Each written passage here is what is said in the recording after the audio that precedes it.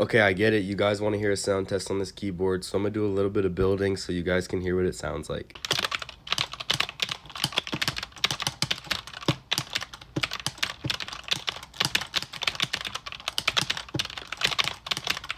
For being only $25, that's a pretty good sound, and it has a ton of different features too. Let me show you. For example, we have this thing right here, which turns the brightness of your keys up and down when you scroll it. And also, if you hold it down and then scroll, it changes your volume. But these things are currently on sale and they will not last long, especially on this clearance deal. Go click that orange link and get one before they're all gone.